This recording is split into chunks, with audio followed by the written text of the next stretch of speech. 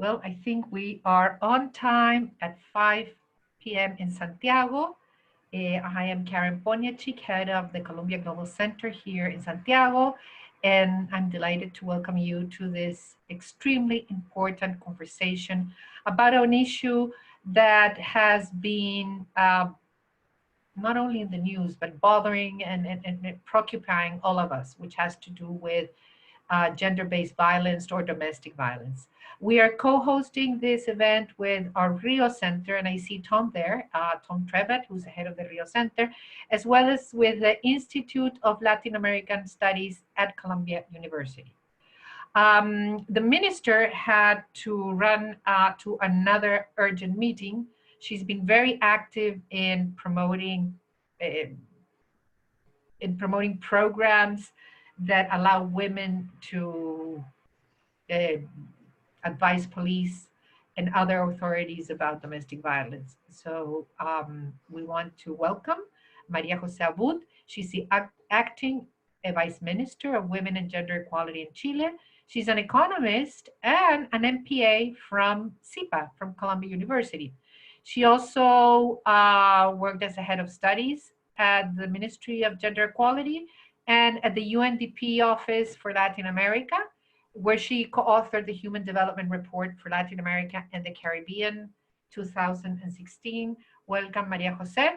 And then from New York, we have Lisa Bates from Mailman School of Public Health. She's a social epidemiologist, assistant professor in the departments of epidemiology and population and family health. She has a PhD from Harvard Public Health, and she combines training in social epidemiology with a background in qualitative research and international health, and is engaged in research on the changing social, cultural, and economic determinants of women reproductive health. So Lisa and Maria Jose, welcome. We're going to do this. Maria Jose, you will start. We will all have our microphones silenced. And after that, we will turn over the screen to Lisa, and then we will open it up for questions, and you can send your questions via the chat room. So without further ado, the screen is yours, Maria Jose. Thank you. I will share my, wait a second.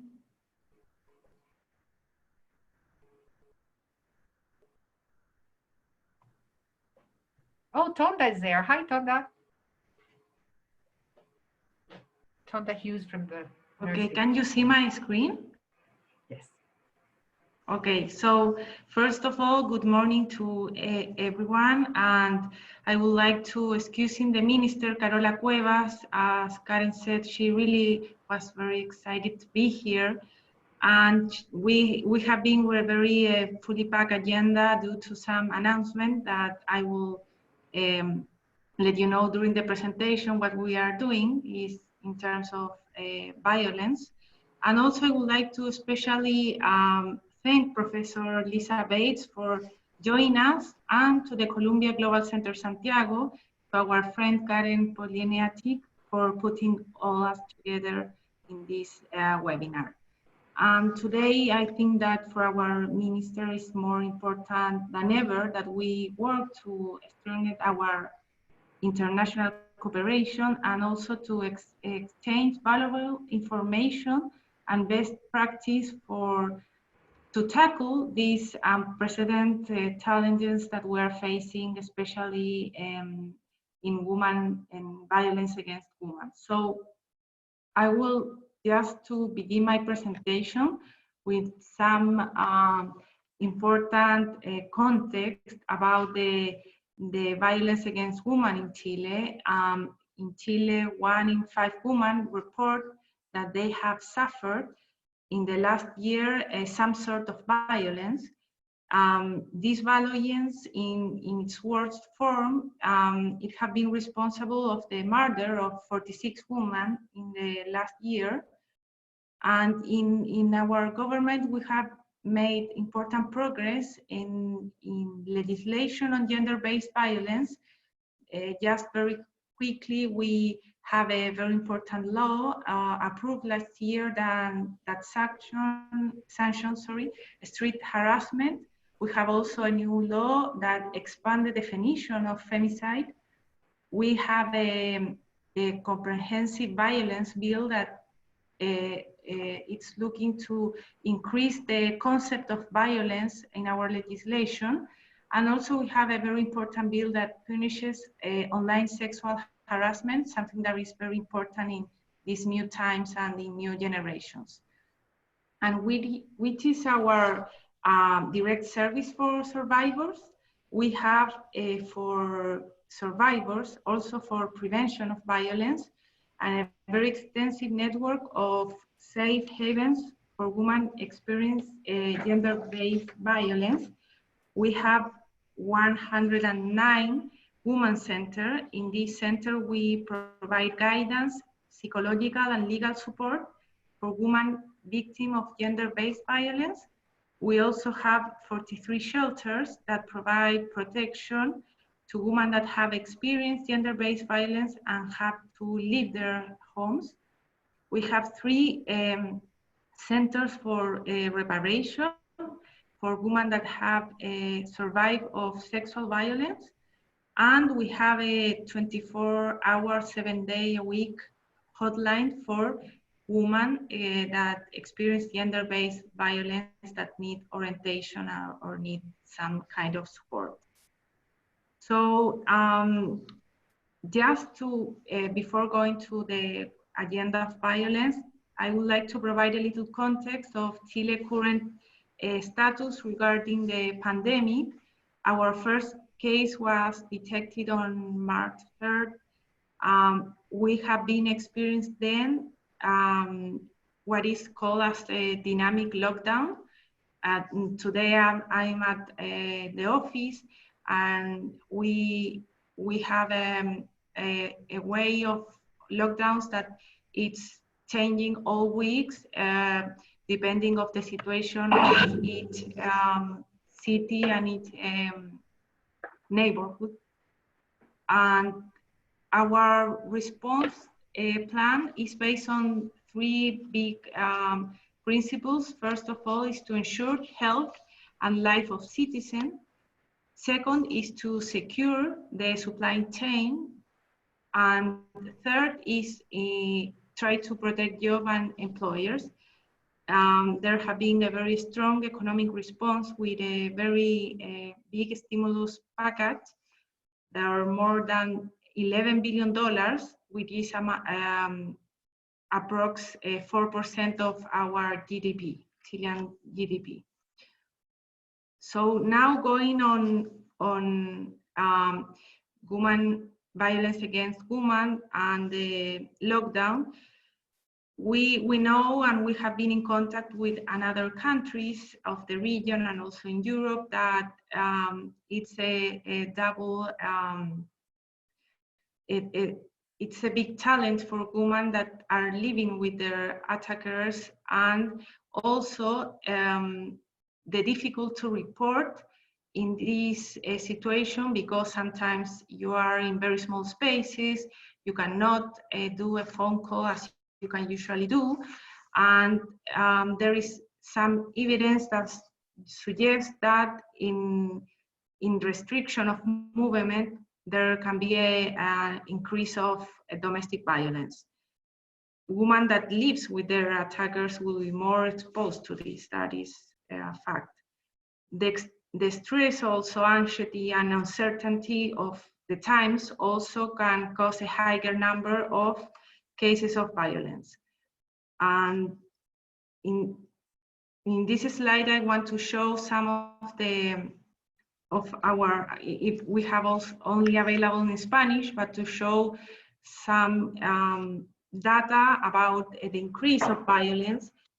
What we have been using as a thermometer of what is going on is the increase in our hotlines that we receive reports of case of violence. We have 2 important hotlines. The one is of the CERNAMED, that is the one of our service. And we have another one that is of the police, 149. And you can see that we have been, the hotline show a big increase.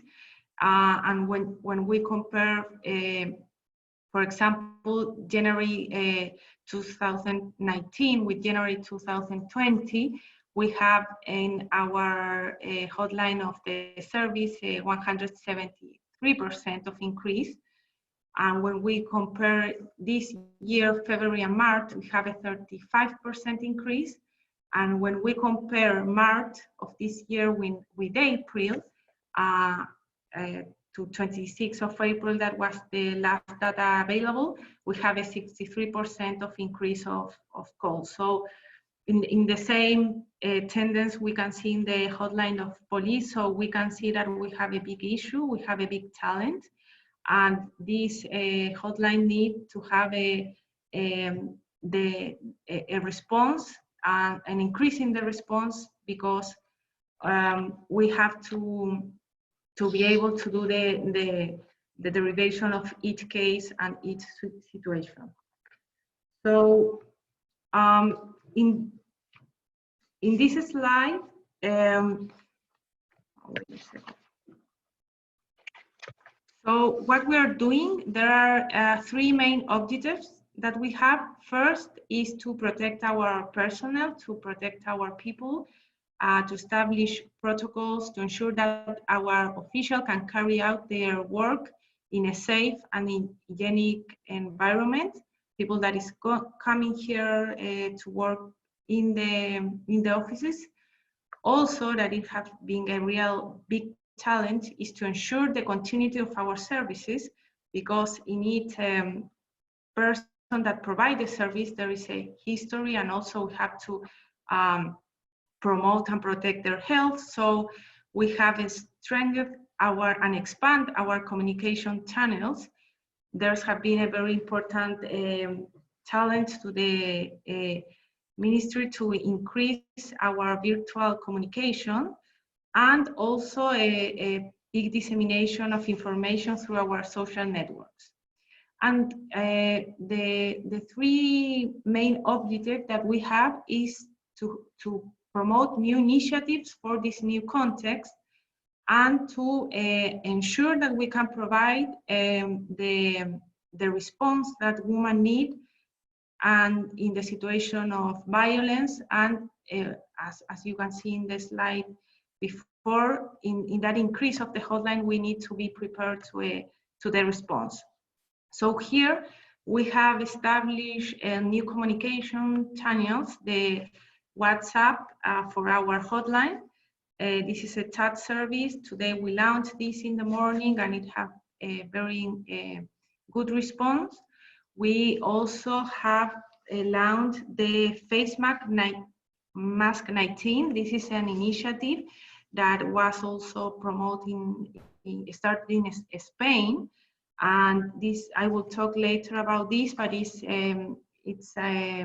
with an alliance with the pharmacies. And also we have we have enforced remote psychological and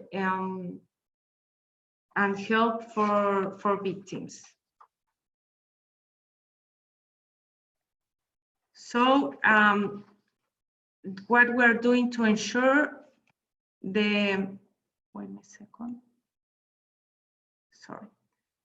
What we're doing to ensure the continuity of our service, we have strengthened and reinforced our hotlines with more turns, more people attending. We have also implemented remote and in-person attention of our 109 centers for women. And we also have raised a lot of awareness, as you can see in these pictures, and we have shared a lot of information through social media. So I would like to go through the Mascarilla 19 initiative.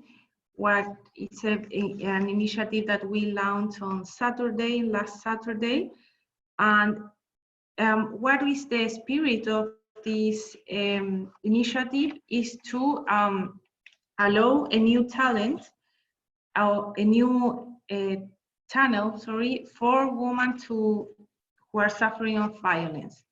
The idea is that any woman who is suffering of violence can walk into a pharmacy and request a face mask 19, and the store clerk will know what the woman is reporting, and we will do the derivation to our services, and we indicate to the woman that they are out of face mask 19 product, but we will the clerk will proceed to ask her the basic information, and will contact our emergency response team and provide the victim. We will contact the victim then.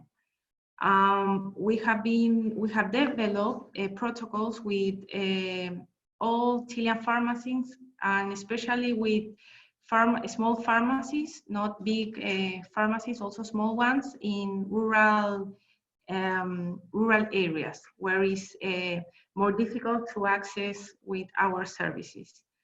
And also, we hope this initiative will not only be in help of victims of violence, but will also let attackers know that we are all against them, because the idea of this initiative is to involve the community and to stop looking at the violence against women talent as a private talent, but because it should be a public one.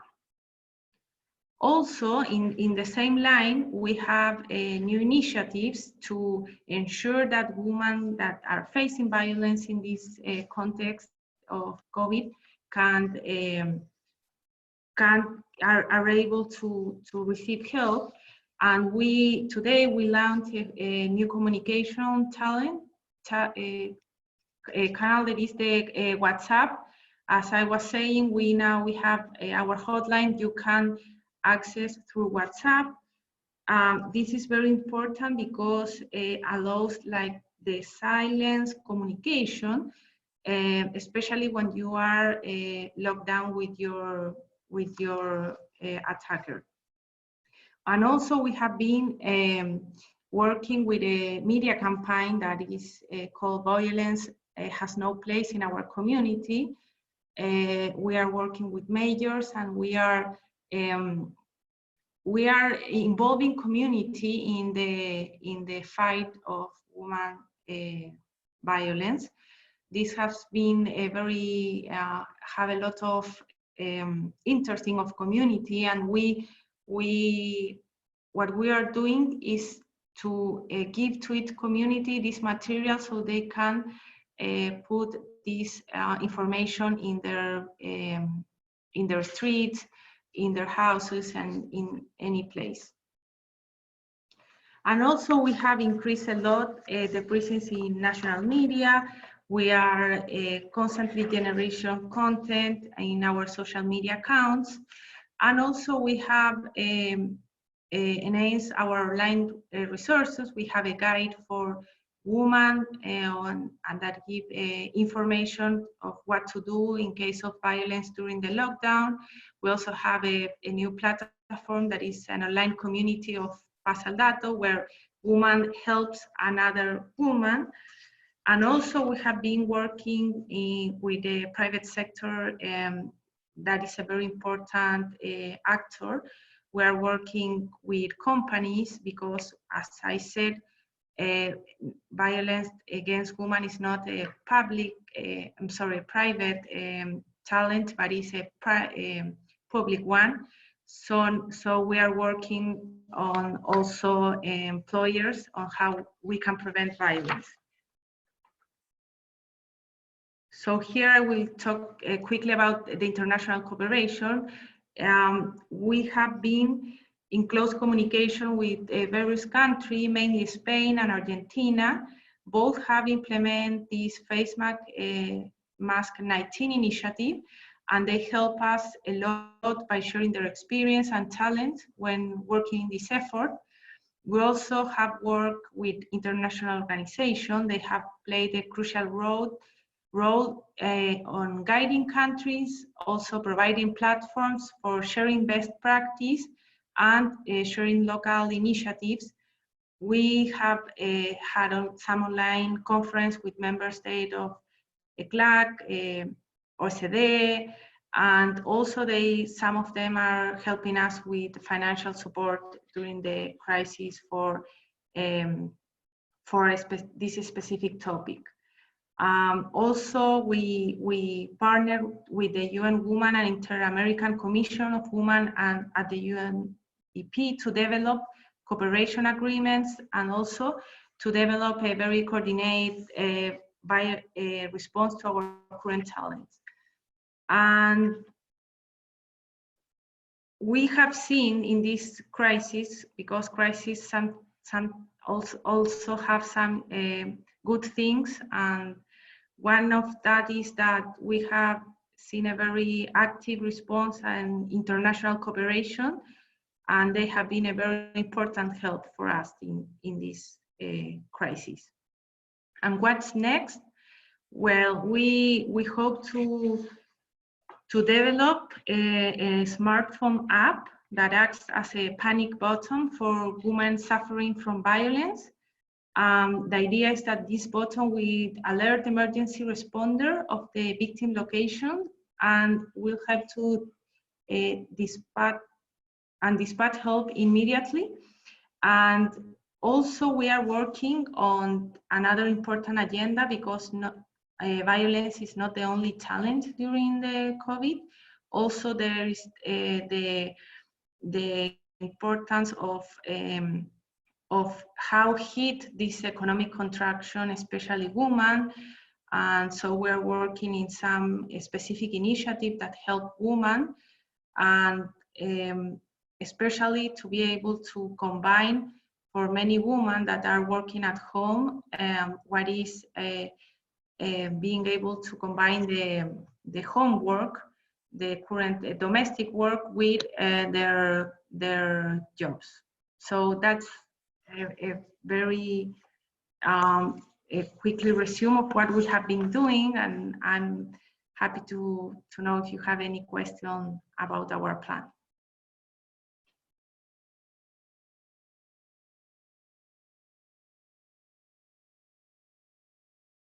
Thank you very much, Maria Jose. Lisa, the screen is yours. I think your mic is in mute. Now you're okay to go. Okay, that was great. Thank you for that. I really want to come back and make sure we have time to talk more about the Face Mask 19 initiative, because I really want to learn more about that. That sounds fantastic. So I do have some slides and I will share them. It's a little bit of a step back to talk about some of the background around IPV and domestic violence, and not anchored to any particular sites. But I'll go through that kind of quickly and then talk a little bit about some of the ways that we know or expect COVID should be impacting IPV exposure and effects during this time, and then broadly speaking, some intervention strategies, as well as resources and initiatives underway that I'm aware of that are either local, where I am sitting in New York City, or global. So let me pull my screen up.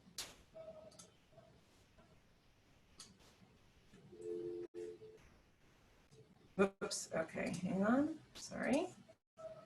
Try again. Okay, there we go. And also just in full disclosure, my work on intimate partner violence is outside of the US context. It's been pretty localized around South Asia, particularly Bangladesh and Pakistan. And so I've not done work on this topic in Latin America anywhere, and I want to make that clear that I'm pretty ignorant about the region. So thank you also for inviting me to be part of this conversation, and I look forward to learning a lot. The little title here I've put up just reflects the fact that already we've seen some variation in semantics around this, whether it's gender-based violence, violence against women, intimate partner violence, and domestic violence. And it's appropriate, and I'm not surprised that we use them kind of interchangeably. What I'm doing here is kind of providing a context around intimate partner specific violence, which obviously relates to violence in the home, but beyond it, is gendered and predominantly affecting women. And the domestic violence piece of this title is just reflecting the fact that under COVID lockdown conditions, the domestic sphere is obviously what we're really focused on with heightened attention during this time. So just globally on the estimate side, what we're looking at is really high prevalence globally. The WHO estimates over 30% of women overall are affected, and those estimates go up to 70% and beyond in some countries. At the most extreme end of perpetration, we can see that homicides, although more prevalent among men, are much more commonly perpetrated by a spouse or partner in the case of women. So WHO estimates globally that over 35% of perpetrators in homicides are spouses and partners, but this is very differential by gender. So the CDC estimates that even though female victims are less common, over 50% of them are killed by their romantic spouse or partner compared to around 7% for male victims. What we're talking about with IPV, in terms of dimensions, as I think most of you already know, is IPV or intimate partner violence experienced in terms of physical acts, sexual acts ranging from coercion to rape, and psychological abuse as well. And another key, and a fourth key dimension, of course, is the degree of behaviors in the form of coercive controlling acts by a partner. And another important dimension that I think is very relevant but very variable is the extent to which intimate partner violence is socially and sometimes legally sanctioned across settings. And that is especially true in many contexts, in the case of marriage. And I think that when we contemplate response strategies under normal conditions, and including under COVID conditions, this is a really salient fact that we're dealing with here. I want to elaborate a little bit more on this fourth IPV type, the coercive and controlling behaviors, because not unexpectedly and anecdotally, we're seeing that some of them are especially relevant under lockdown conditions. So coercive controlling behaviors can entail things like a partner who insists on knowing where you are all the time, monitoring your physical mobility, your contact with others, even if it's virtually, as we just heard about, can be a big concern, getting angry if you contact other people, acting suspicious, and so forth.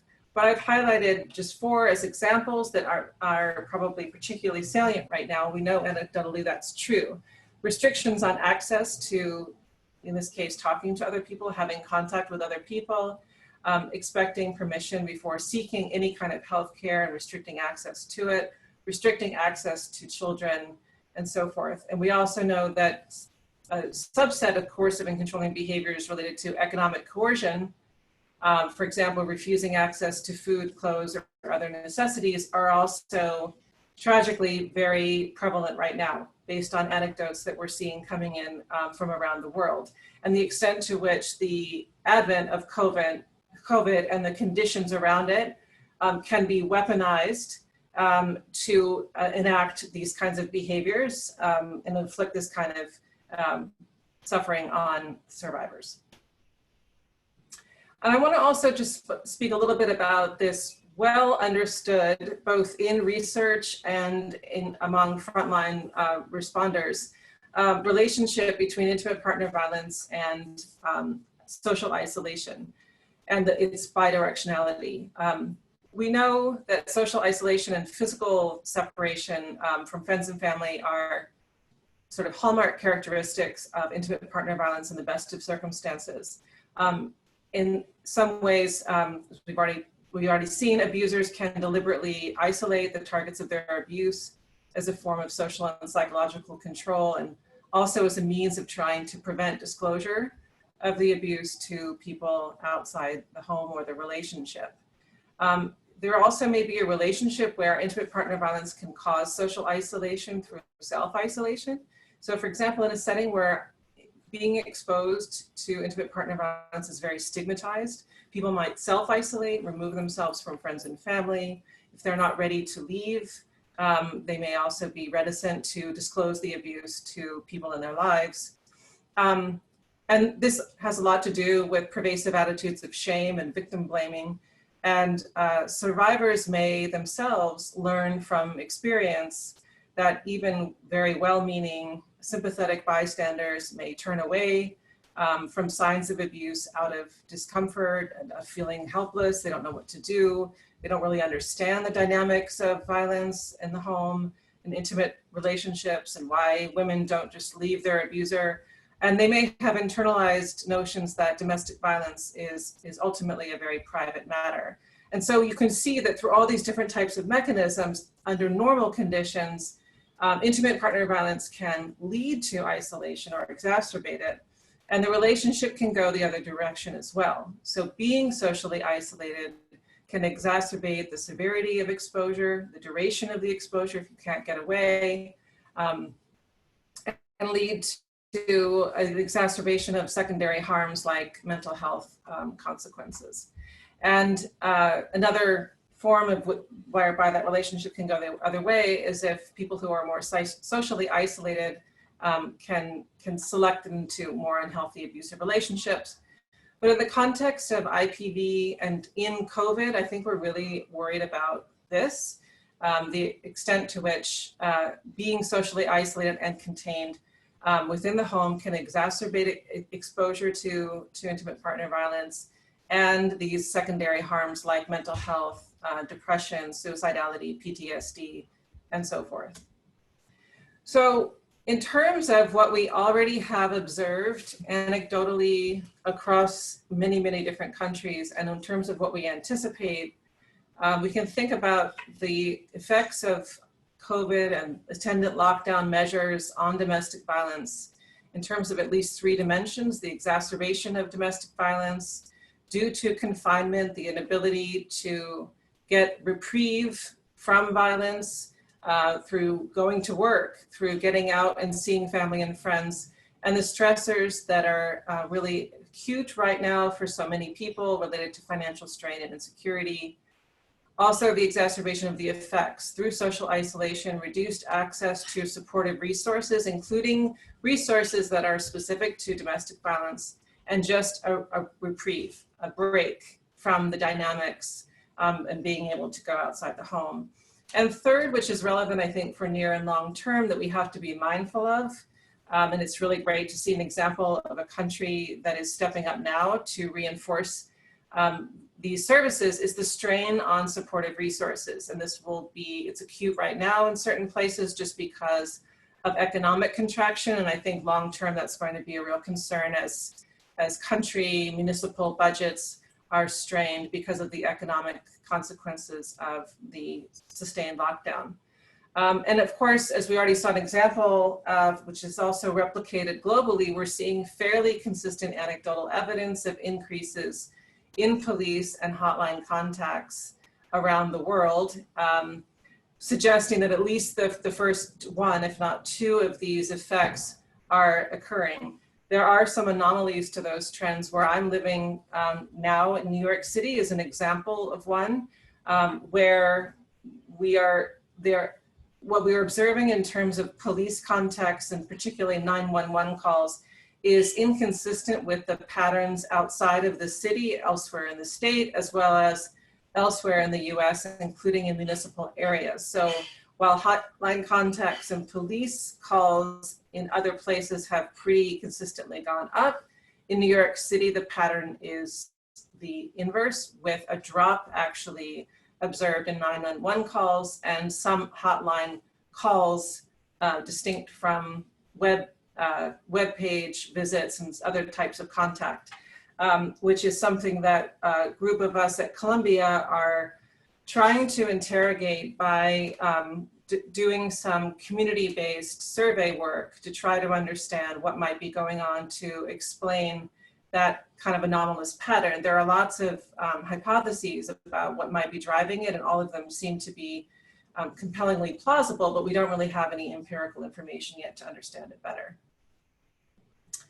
In general, when we think about strategies to intervene and address IPV, we have these 3 broad types: response-based strategies, which involves treatment and services, including judicial recourse, shelters and whatnot for survivors where they exist. And in many contexts, the infrastructure for this is extremely limited, and especially in places where I've done a lot of work in this area in South Asia. Prevention-based approaches, which are more oriented toward primary prevention, changing gender norms early on, legal strategies to introduce protections, and broad-based women's empowerment to address underlying fundamental causes like gender inequality. And then the third, less often talked about but often necessary response strategy is just mitigation. It's just trying to reduce exposure and severity and minimize secondary harms from it through psychosocial support services that again are unfortunately not necessarily able to address the violence itself, but at least to try to mitigate the harms from it. And I think that these are really what we're looking at for response intervention approaches during COVID. My last slide here is just a compilation of interventions under COVID conditions that I thought about and many others have thought about, and obviously some are introducing, but very unevenly globally. The first is just where possible, the repurposing of vacant spaces like hotel rooms and dormitories for special needs shelter provision. Expanding the use of text and web-based contact options for first responders, like what's now happening in Chile, in order to enhance privacy. We know that survivors cannot easily access a phone and make a phone contact to the outside world to get help if they can ensure their privacy within the home. Increasing all-touch screenings and referral provision, how we can use existing touch points like COVID testing sites, healthcare facilities, pharmacies, which is why I really want to talk about this face mask intervention. Contact tracing, we're about to unleash at least 1,000, it's not nearly enough, contact tracing individuals across New York City in really high-risk areas. How do we potentially use these contact points as well as food banks dealing with food insecurity as a way of screening or at least giving proactive referral to women and others at risk in order to connect them with resources. Widely disseminating hotline contacts and safety planning strategies outside into broad public spaces, not only social media, but physical spaces where people are still making contact. And then broadly educating and activating potential informal allies more than we usually do, at least in many situations, where people understand that we won't necessarily have access to formal resources, but at least could be able to contact friends, family, neighbors, and so forth, who could potentially become a little bit better equipped to be responsive and helpful.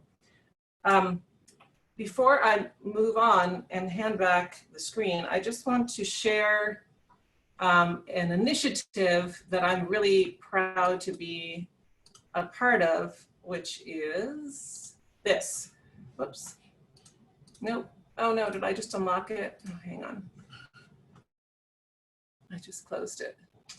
This is a task force called the COVID-19 Task Force on Domestic Violence. It was begun by a bunch of really energetic and passionate and really smart young people. And it's a global effort to aggregate information that is of use to provider organizations, researchers, survivors, and you can see here the goals, and they're actively engaged in data and information aggregation globally, including aggregating news accounts even from around the world on what's going on, and learning more about the kind of government initiatives that Chile and others are doing already to be responsive, I think would be a great addition to this information and data aggregation effort that they have underway. So I encourage this to be a potential opportunity for making points of contact with this group, because it has the potential to be a really effective clearinghouse on lots of different levels and across the globe around this important issue during this time. So thank you, and I look forward to the discussion. I will hand back the screen now.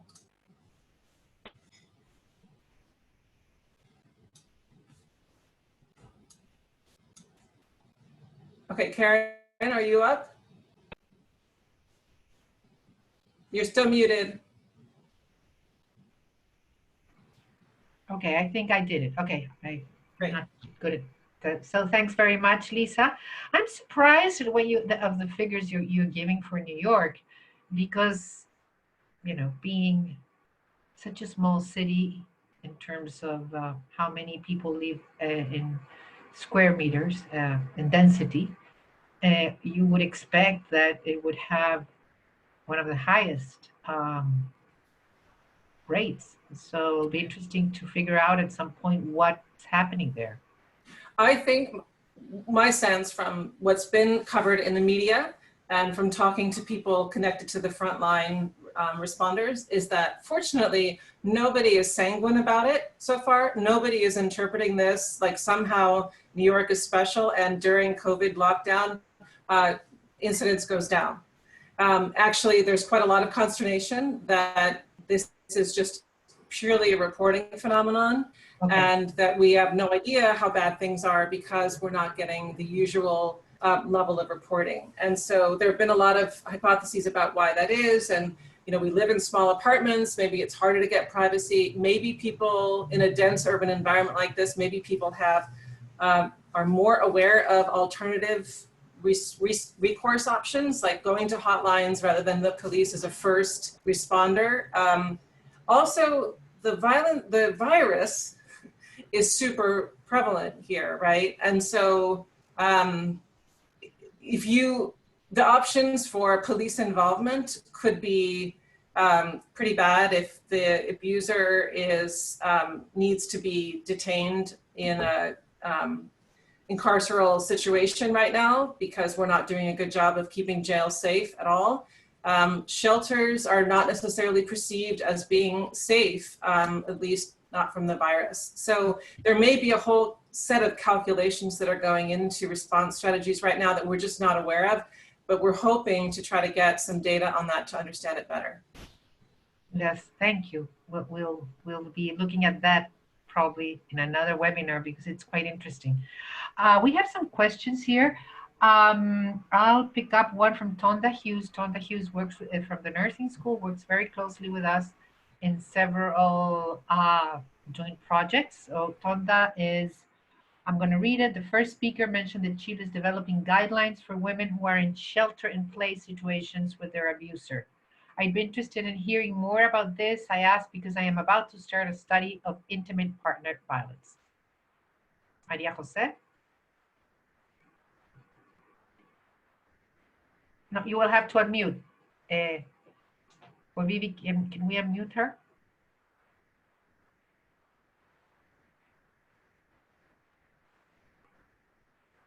Sorry, we're having some technical issues. Can you unmute directly, Maria Jose?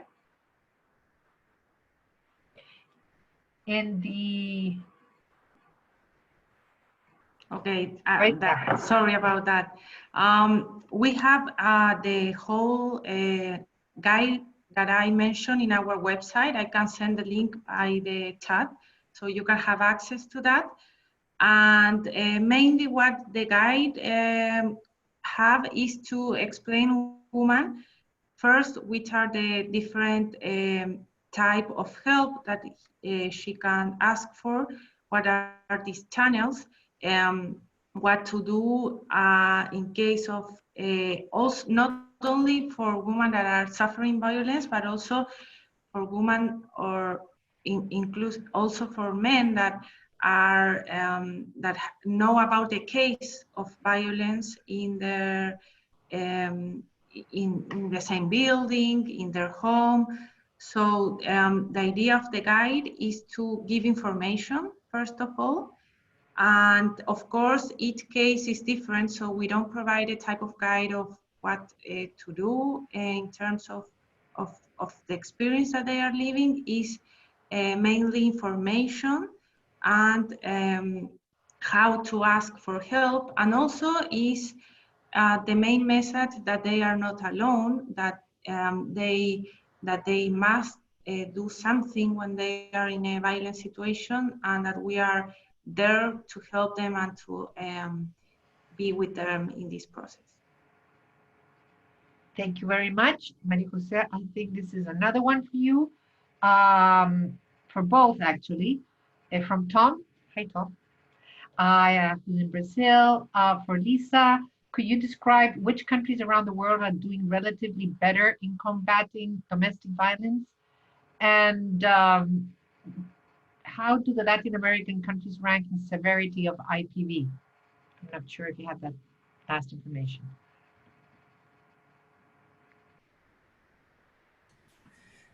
Thank you. The estimates in terms of regions that based on WHO, the standard instrumentation that WHO does, they yield estimates that are not radically different. So around, in the Americas, it's around 30%, but with variation within those localities. And then in Southeast Asia, South Asia, it's closer to 38%. And other regions sort of hover in those ranges in terms of prevalence. I think that another important part of your question is about how regions do in terms of dealing with the issue is more about the responses to it rather than just simply the prevalence of it, because unfortunately it's just really pervasive in every country with important variation, but there's no floor that isn't unacceptably high, most people would say. And so I think the differences have a lot to do with how well the issue is recognized, how well the country and relevant sectors are committed to gender equity, and how the extent to which there is legal protection, as well as attendant institutions to be responsive to it. And then you get into a whole array of differences that vary dramatically across regions and countries in terms of protections in the context of divorce laws, child custody laws, the ability for women to live financially, socially, and economically outside of marriage, like how the degree of dependence on marriage, and all of these factors come to play in terms of the extent to which survivors of violence can get recourse out of abusive relationships. So probably a more important metric that we don't routinely have is an indicator of that. If you're just talking about global prevalence estimates based on ever exposed, it's really high. It hovers between 25, 40%. But if you then looked at the extent to which women are enduring long-term sustained exposure and highly severe types of exposure to IPV, you'd see a tremendous amount of variation across countries and regions that had more to do with these contextual factors in terms of how much women have options and recourse to get out of abusive relationships.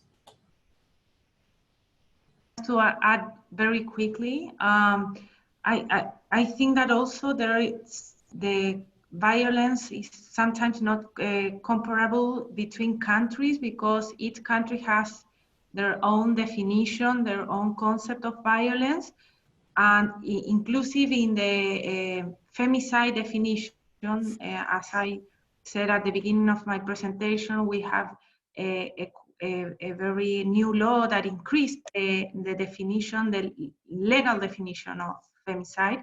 So we will increase our numbers of official femicide. So for us, it's not comparable, and also because we think that is sometimes so sensitive data that each case it counts and it's very important. So we, as in Chile, as a Minister for Women, we don't compare usually rates or numbers among countries.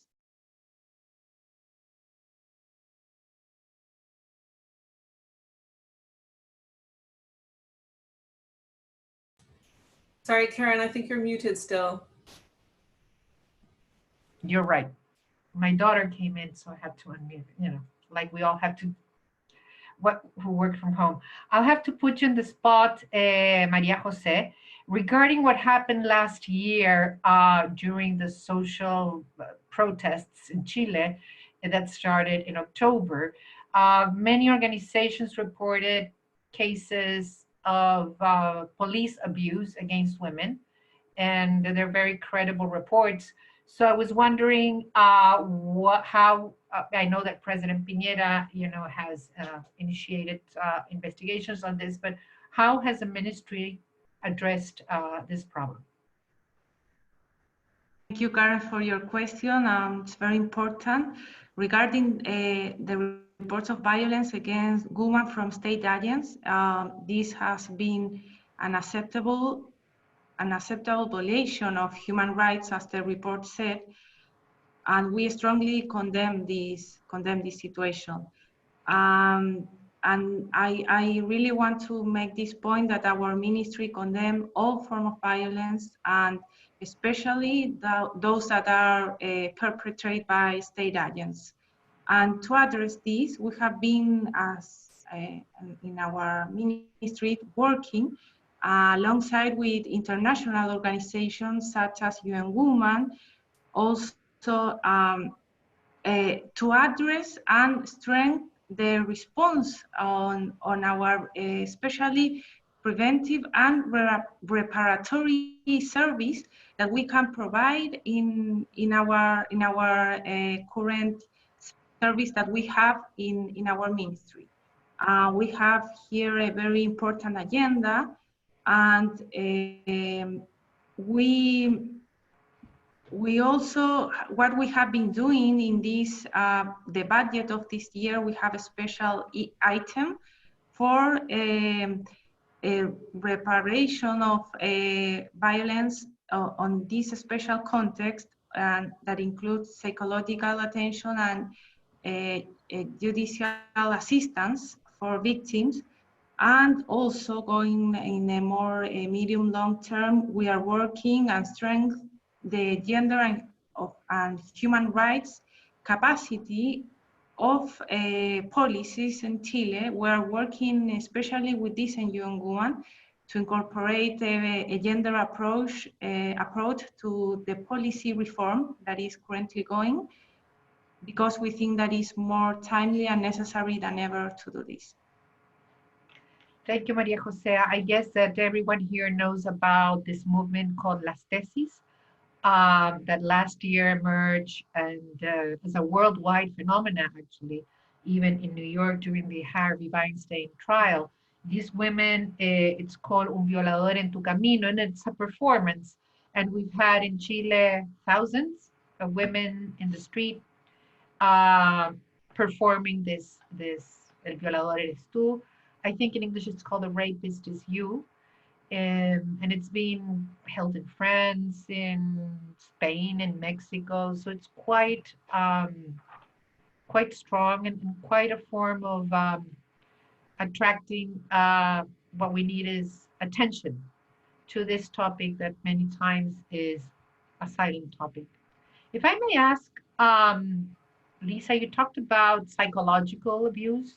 Can you expand on a little bit on what can be defined? I mean, not only the typical definition, but some forms of psychological abuse, because that's something that it happens much more than what we think, and it, since it's doesn't have a criminal aspect, probably goes unreported.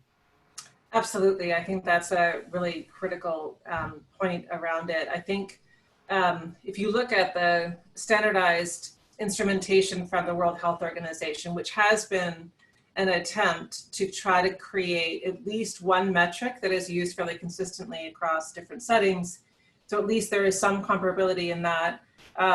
This is one of the three main dimensions, and it consists of eliciting from women the extent to which their partner has engaged in a range of behaviors, critical comments, angry outbursts, insults, threats, a lot of threats that, whether, even if they're not acted on, are very psychologically abusive and damaging.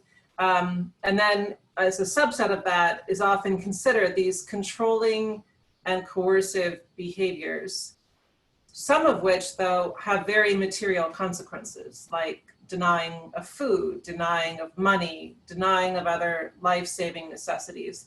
And a lot of coercive behaviors can be seen around things like children, pets, and so forth. These are extremely caustic and traumatizing behaviors, and you're absolutely right that it's very, very less likely to result in police intervention or to rise to the level of other thresholds by which women may be able to seek recourse. So for example, in the setting where I've done a lot of work in Bangladesh, in Pakistan, there are very, very few to non-existent resources in the communities, especially in rural areas. Cohabitation and romantic partnership does not happen outside of the context of marriage in any socially sanctioned way. And the ability for people to leave abusive marriages in any form, in any way, is extremely constrained. The only way in which you get to that threshold is where you're, sort of have the option to go back to your native family or to use local judicial interventions or the formal police system, is when the violence is extremely physically severe.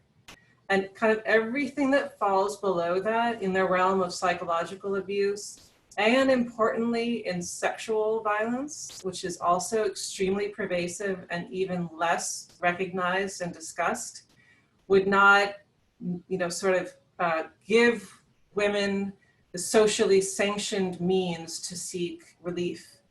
And I can tell you from extensive research and anecdotes and the evidence we know from responders is that the insidious and persistent nature of psychological abuse is very, very real, very, very damaging, and very debilitating.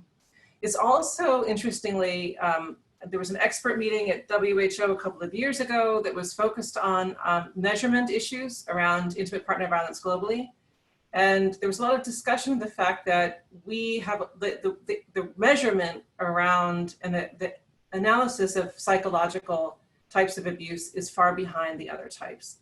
It's harder to ascertain which is severe, which is mild. How do you define what is actually abusive versus just antagonistic? A lot of, in the psychological realm, there can be more mutuality in terms of verbal discord in relationships. So when does it cross the line to be abusive, and so forth. So these are real ongoing active questions. It's a really important issue.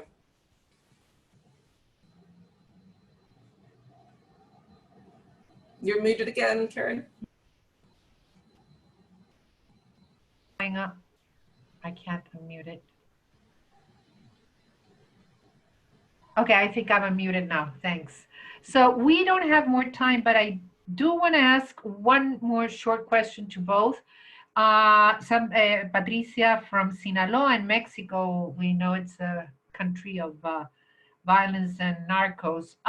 She's asking about the issue, the relationship between alcoholism, and IPV or domestic violence. So any of you, Maria Jose or Lisa?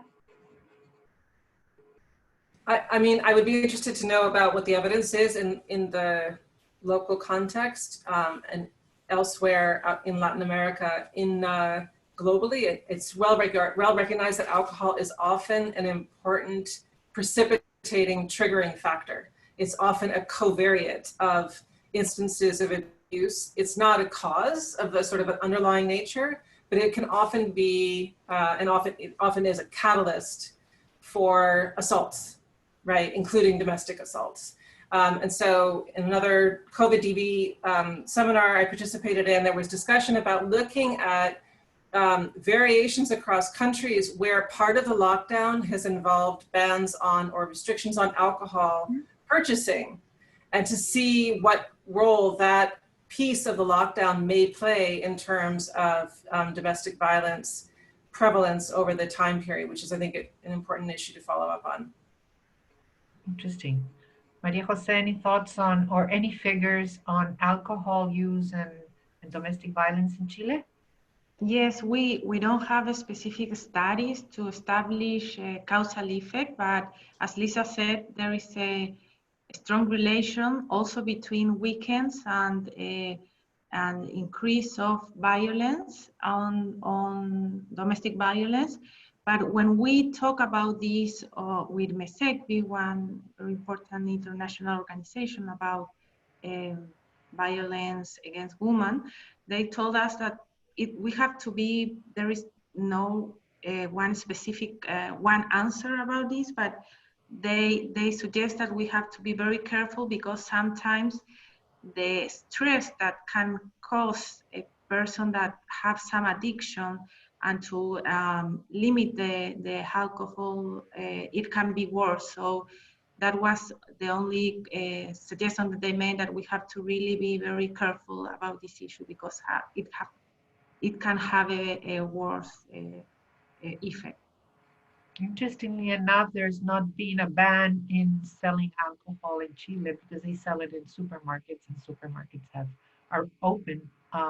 They're about the only stores that are open these days. But anyway, unfortunately, we ran out of time. I really want to thank you both, Maria Jose and Lisa, for joining us in this conversation about an issue that is, I think we're going to have a lot more to talk about because it's becoming the other pandemic, probably. I want to thank our Columbia Rio Center and the ILAS Institute hi, Tom. At ILAS Institute in New York, the Latin American Institute, for co-hosting this, and everybody who attended this webinar. We will have more webinars. We're holding webinars almost every day, each of our centers. So so stay tuned. So Thank you for inviting us to be a part of this. Thank you so much. Well, Thank you, Karen and Lisa. Thank you all for this webinar. Thank you, and enjoy the rest of the afternoon, which is probably staying at home, right? Right. Thank you. Take care. Bye. Good to see you, Tonga.